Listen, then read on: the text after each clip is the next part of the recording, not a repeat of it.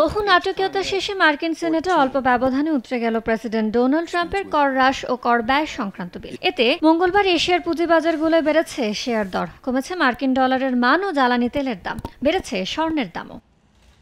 সোমবার বিশ্বব্যাপী পুঁজিবাজারগুলোর সূচক ঊর্ধ্বমুখী ছিল। জাপান বহির্ভূত এশিয়া প্রশান্ত মহাসাগরীয় অঞ্চলের বড় সূচক MSCI বেড়েছে 0.5%, আর দক্ষিণ কোরিয়ার কসপি সূচক 1.8%। ইউরোপের শেয়ার বাজারগুলোর মধ্যে প্যান ইউরোপিয়ান স্টকস 50 সূচক বেড়েছে 0.1% এবং জার্মান ড্যাক্স সূচক 0.2%।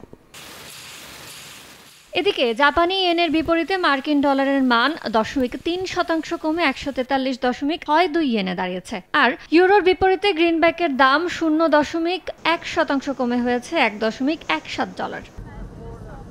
পাশাপাশি অপরিশোধিত তেল উৎপাদনকারী দেশগুলোর জোট ওপেকের উৎপাদন বৃদ্ধির সম্ভাবনাকে সামনে রেখে কমেছে আন্তর্জাতিক বাজারে জ্বালানি তেলের দাম। প্রতি ব্যারেল ব্রেন্ট ক্রুডের দাম নেমেছে $66.58, আর WTI ক্রুডের দাম হয়েছে ব্যারেল প্রতি $64.91। এদিকে স্পট গোল্ডের দাম 0.5% বেড়ে আউন্স প্রতি দাঁড়িয়েছে $3,319। ইয়ানুর শিফাত, সময় সংবাদ।